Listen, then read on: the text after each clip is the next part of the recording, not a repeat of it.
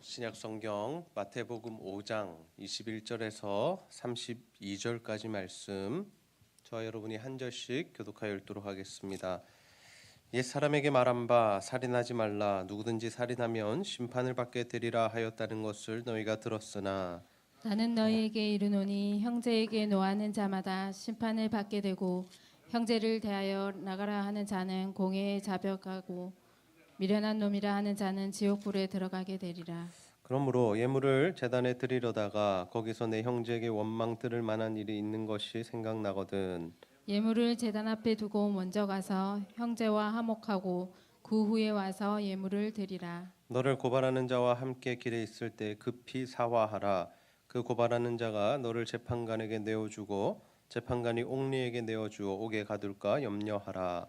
진실로 내게 이르노니 내가 한 푼이라도 남김이 없이 다 갚기 전에는 결코 거기서 나오지 못하리라. 또 간음하지 말라 하였다는 것을 너희가 들었으나 나는 너희에게 이르노니 음욕을 품고 여자를 보는 자마다 마음에 이미 간음하였느니라. 만일 내 오른 눈이 너로 실족하게 하거든 빼어내버리라. 내 백체 중 하나가 없어지고 온몸이 지옥에 던져지지 않는 것이 유익하며 또한 만일 내 오른손이 너로 실족하게 하거든 찍어내 버리라. 내 백체 중 하나가 없어지고 온몸이 지옥에 던져지지 않는 것이 유익하니라. 또 일러스되 누구든지 아내를 버리려거든 이혼 증서를 줄 것이라 하였으나 나는 너희에게 이르노니 누구든지 음행한 이유 없이 아내를 버리면 이는 그로 간음하게 함이요 또 누구든지 버림받은 여자에게 장가드는 자도 간음함이니라. 아멘. 아멘. 오늘은 새로운 삶의 원리라는 제목으로 하나님의 말씀을 전하도록 하겠습니다. 오늘도 하나님의 은혜를 사모하여 예배 자리에 나오신 여러분 환영하고 축복합니다. 우리 옆 사람과 한번 인사하겠습니다. 잘 오셨습니다. 네, 오늘도 우리가 하나님 말씀 붙들고 기도할 때 살아계신 하나님의 능력을 경험하는 이 밤이 되시기를 주님의 이름으로 축복합니다. 오늘은 우리가 하나님 나라 백성으로서 살아가야 할 새로운 삶의 원리가 무엇인지에 대한 말씀 함께 나누고자 합니다. 예수님은 제자들에게 이 팔복을 말씀하시고 또 이 빛과 소금에 대하여 말씀하시면서 이 하나님 나라 백성들의 정체성이 무엇인지를 분명하게 말씀해 주십니다. 그것은 다름 아닌 세상의 빛 그리고 세상의 소금이었죠. 우리 그리스도인들은 이 땅에서 살아가는 동안에 이 세상의 소금으로 또 세상의 빛으로서 정말 하나님 나라 백성으로서의 삶을 살아가야 한다라고 말씀하십니다. 우리가 그러한 삶을 살아갈 때에만이 하나님께서 우리를 통하여 영광을 받으시겠다라고 하시죠. 그렇다면 여러분 우리가 세상의 빛이요 또 세상의 소금으로서 어떠한 삶을 살아가야 할까요? 하나님 나라의 백성들은 과연 어떠한 삶을 살아가야 하나님께서 우리의 삶을 통하여서 영광을 받으시겠습니까? 오늘 우리가 이 살인과 간음에 대한 말씀, 물론 더 많은 교훈들과 가르침들이 있지만 오늘은 이 두 가지에 대한 말씀을 함께 살펴보면서 우리가 이 살아가야 할 새로운 삶이 무엇인지에 대한 말씀 함께 나누고자 합니다. 바라기는 여러분 모두가 하나님 나라의 백성된 자로서 그리스도인으로서 새로운 삶의 원리로 실천하고 또 살아감으로 하나님께 영광을 돌리는 자들이 다 되시기를 주님의 이름으로 축복합니다. 여러분 우리가 하나님 나라 백성으로서 살아가야 할 새로운 삶의 원리는 무엇일까요? 첫 번째로 형제를 미워하지 않는 것입니다. 우리 한번 따라해 보겠습니다. 형제를 미워하지 맙시다. 여러분 우리는 전적인 하나님의 은혜로 하나님 나라의 백성이 되었죠. 그래서 우리는 이제 이 세상의 법칙과 세상의 방법이 아니라 하나님 나라의 원리대로 살아가야 합니다. 우리는 신분이 바뀌었기 때문에 이제는 하나님 나라에 속한 자가 되었기 때문에 우리의 삶 또한 바뀌어야 한다라는 것이죠. 예수님은 가장 먼저 이 살인에 대한 말씀을 제자들에게 주십니다. 마태복음 5장 21절에서 22절 다시 한번 한 목소리로 읽어보겠습니다. 시작. 옛 사람에게 말한 바 살인하지 말라 누구든지 살인하면 심판을 받게 되리라 하였다는 것을 너희가 들었으나 나는 너희에게 이르노니 형제에게 노하는 자마다 심판을 받게 되고 형제를 대하여 나가라 하는 자는 공회에 잡혀가게 되고 미련한 놈이라 하는 자는 지옥불에 들어가게 되리라. 아멘. 예수님은 먼저 이 가르치심 하실 때에 이 구약에 있는 메시지, 이 구약의 율법을 먼저 들어서 설명하시고 그 이후에 심화된 가르침을 제자들에게 주십니다. 구약의 법이 무엇입니까? 살인하지 말라라는 것이죠. 살인하지 말라. 그래서 구약 시대에는 이 고의로 누군가를 죽인 사람, 살인한 자에 대해서는 반드시 사형에 처하게 하나님께서 명령을 하셨습니다. 왜 하나님, 우리가 아는 하나님 사랑의 하나님이신데 왜 하나님께서 다른 죄는 다 용서해 주시겠다 하시면서 이 살인죄에 대해서만큼은 하나님께서 이 사형에 처하라고 엄히 그렇게 그들을 다스렸을까요? 그 이유가 무엇이냐면 바로 이 사람, 우리 사람이라는 존재는 하나님의 형상으로 지음받은 이 자들이기 때문이죠. 그래서 모든 사람은 소중한 존재입니다. 여러분, 우리 사람들이 보기에는 어떤 사람은 소중해 보이지 않습니다. 저 사람이 무슨 역할을 할까? 저 사람이 무슨 의미가 있는가? 저 사람은 필요 없을 것 같은데 우리가 이런 생각을 할 수 있다는 거죠. 그런데 하나님 보시기에는 어떻습니까? 동일하게 똑같이 소중한 존재다라는 거죠. 세상은 사람을 등급으로 매깁니다. 얼마나 잘 사는지, 또 얼마나 높은 자리에 앉아 있는지, 또 얼마나 많은 것을 가졌는지 이런 것들을 가지고 사람을 등급을 매겨서 평가하죠.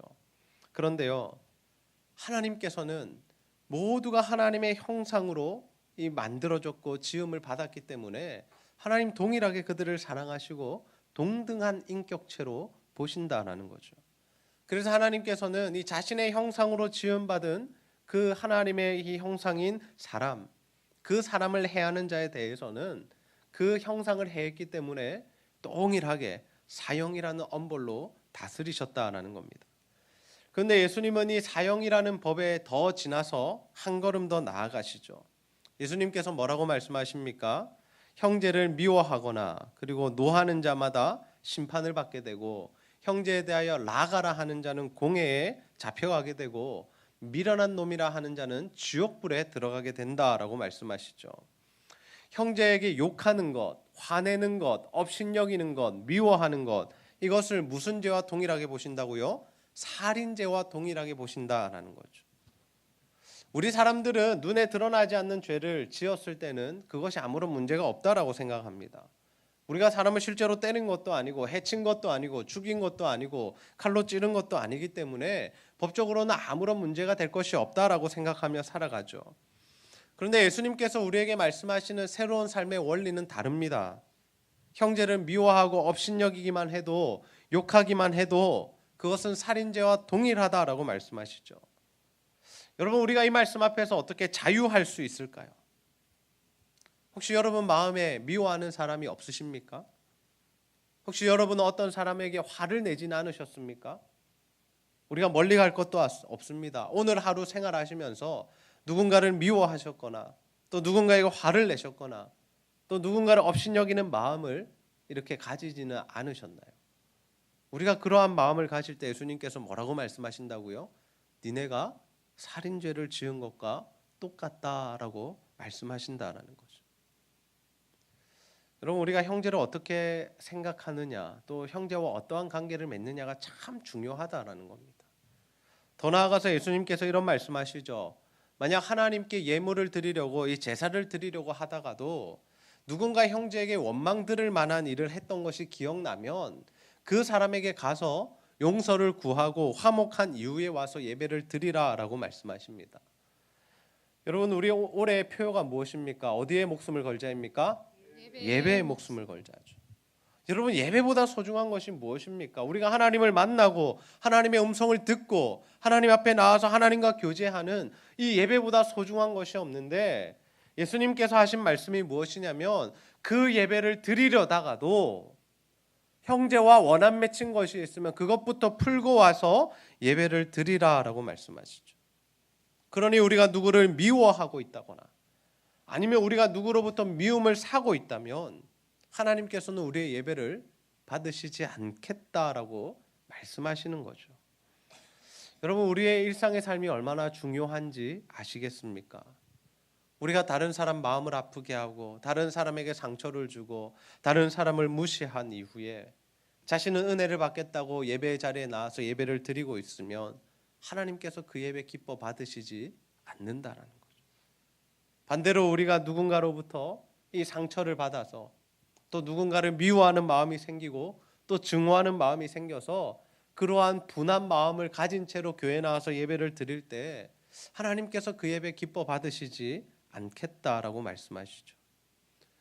여러분, 저는 여러분 모두가 오늘 기도의 시간에 정말 형제를 미워하는 마음과 또 다른 형제들의 마음을 아프게 한 일을 하나님 앞에서 회개하며 그 마음들을 정리하는 시간을 꼭 가지시기를 소원합니다. 혹여나 여러분 마음에 누군가를 미워하고 계시다면 하나님 앞에 그 사람을 사랑하는 마음을 달라고 기도하시기 바랍니다. 여러분, 우리가 누군가를 용서하고 사랑한다는 것 우리 사람의 힘으로 되는 일이 아니라 성령 하나님께서 역사하셔야 가능한 일인 줄로 믿습니다. 또한 여러분 살아오시면서 누군가에게 상처 주신 일이 있으십니까? 누군가에게 화를 내셨습니까? 상대방의 마음을 아프게 하신 일이 있으십니까? 오늘 이 밤에 기도하실 때 그 일들이 생각나게 해달라고 기도하십시오.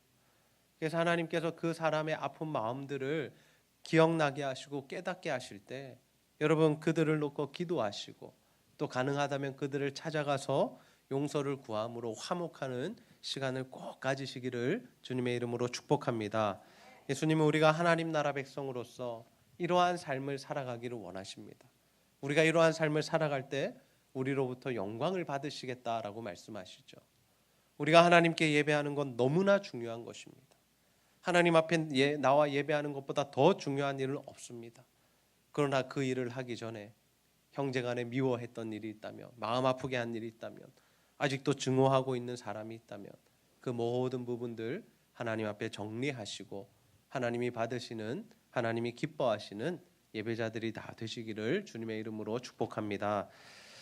여러분, 우리가 하나님 나라 백성으로서 살아가야 할 새로운 삶의 원리는 무엇일까요? 두 번째로 언약적 관계를 소중히 여기는 것입니다. 우리 한번 따라해 보겠습니다.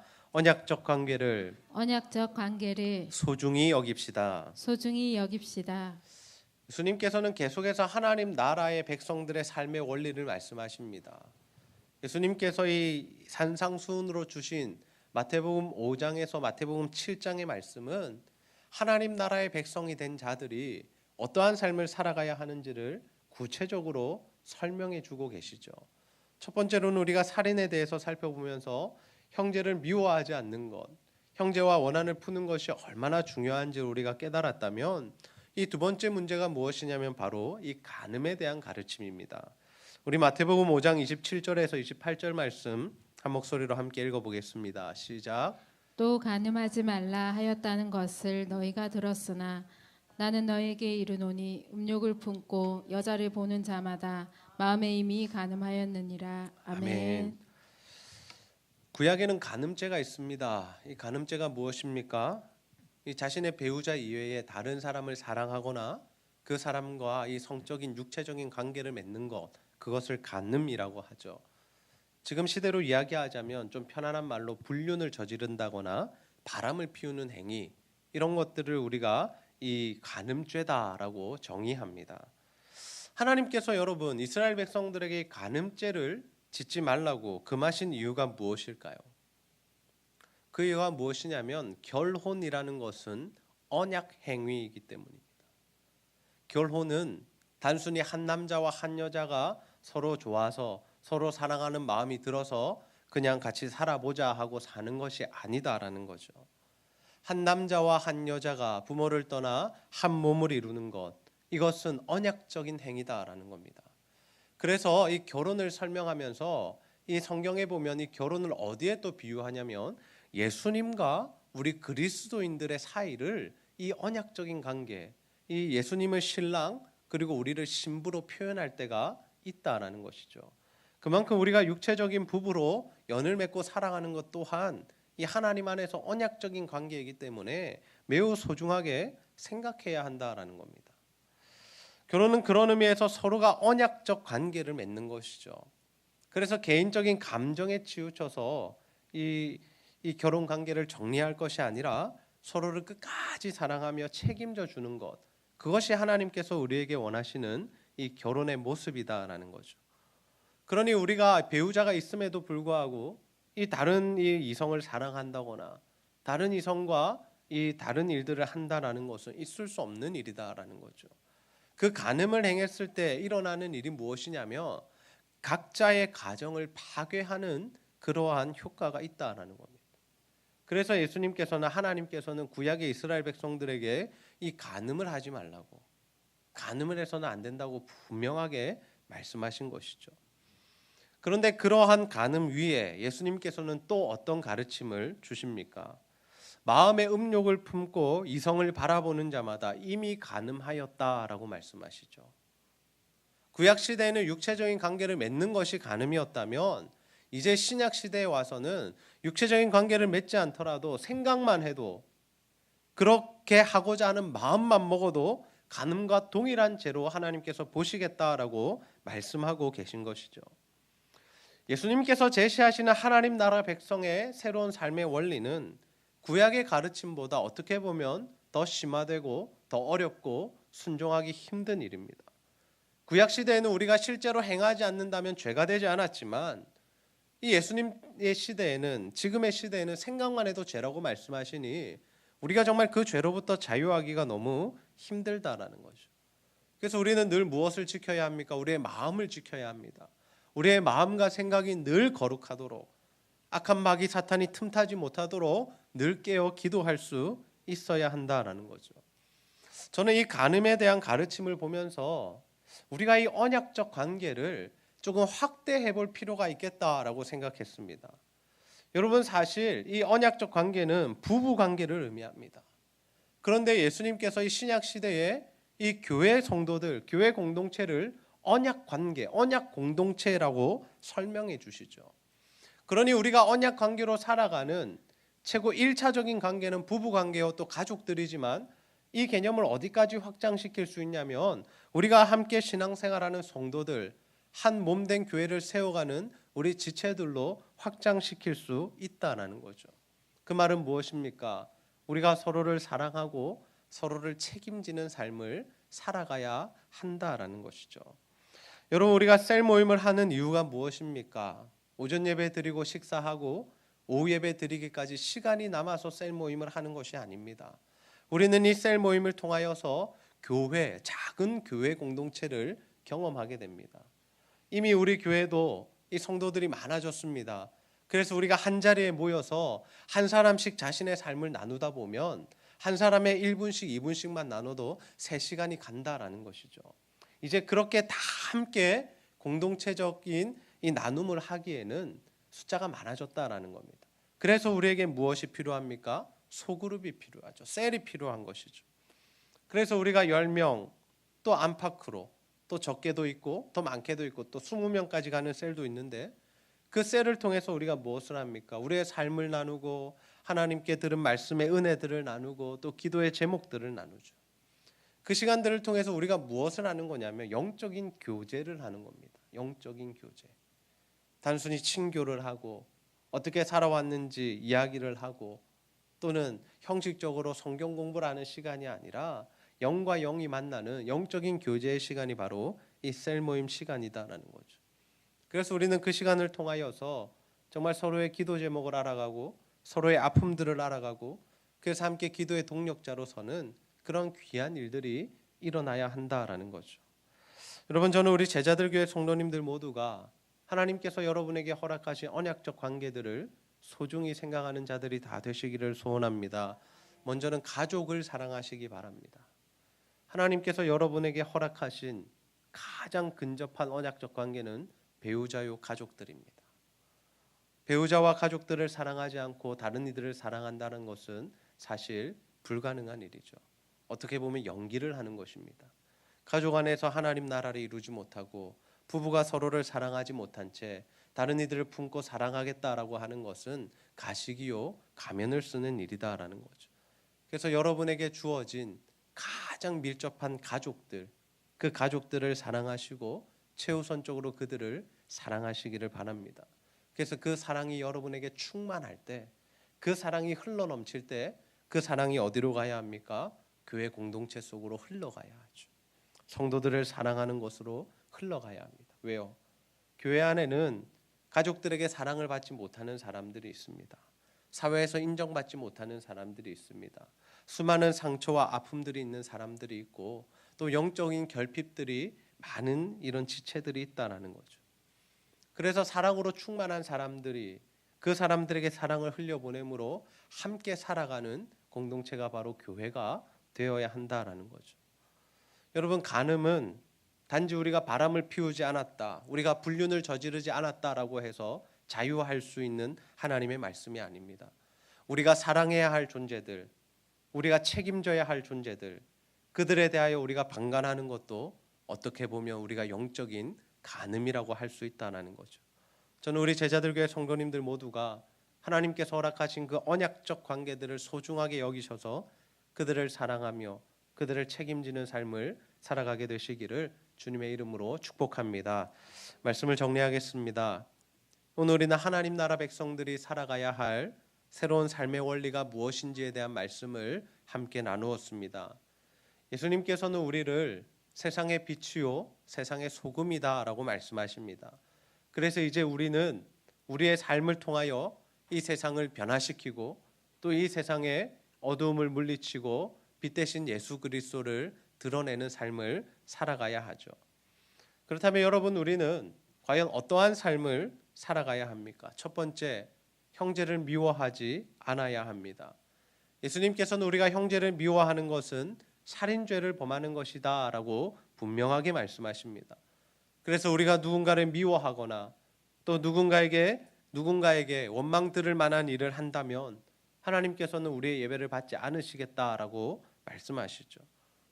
저는 우리가 미워하는 형제들, 그리고 우리가 미움을 살 만한 일이 있었던 그러한 일들이 있었다면 정말 하나님 앞에 회개하며 그 모든 것들을 정리하는 저와 여러분들이 다 되시기를 소원합니다. 두 번째, 언약적 관계를 소중히 여겨야 합니다. 우리가 결혼하는 것, 그리고 가족으로 사는 것, 하나님께서 허락하신 언약적 관계입니다. 우연이 아니라 우리가 선택한 일이 아니라 하나님께서 우리에게 허락하신 귀한 존재들이다라는 거죠. 그래서 우리는 누구보다도 배우자와 가족들을 우선적으로 사랑해야 합니다. 그러나 그 사랑이 그 가족 안에만 머무를 것이 아니라 우리 사랑하는 형제들에게 또 성도들에게 흘러가야 한다라는 거죠. 그래야 우리 교회가 또 이 땅에 하나님 나라의 백성들이 하나님의 사랑으로 충만해질 수 있기 때문입니다.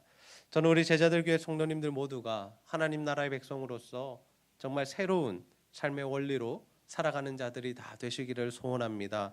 그래서 형제를 미워하는 일 반드시 멈추시고 그들과 화목을 이루어 가시며 특별히 하나님께서 허락하신 언약적 관계들, 그 관계들을 소중히 생각하시면서 그들을 사랑하고 또 그들을 책임지는, 끝까지 안아주는 삶을 살아가는 저와 여러분이 다 되시기를 주님의 이름으로 축복합니다. 함께 기도하겠습니다. 하나님, 오늘도 하나님 말씀을 통하여서 하나님의 백성된 우리가 이 땅에서 살아가야 할 새로운 삶의 원리를 깨닫게 하시니 너무나 감사합니다. 아버지 하나님, 우리가 예수를 믿고 그리스도인이 되었으니 이제는 세상의 빛과 소금으로 정말 하나님 나라 백성으로 살아가기를 소원합니다. 오늘 말씀하신 것처럼 아버지, 우리가 형제를 미워하지 않게 하여 주시고 또 하나님께서 허락하신 언약적 관계들을 책임지며 사랑하는 삶을 살아가게 하여 주셔서 우리의 삶을 통하여 하나님께서 영광을 받으시도록 인도하여 주시옵소서.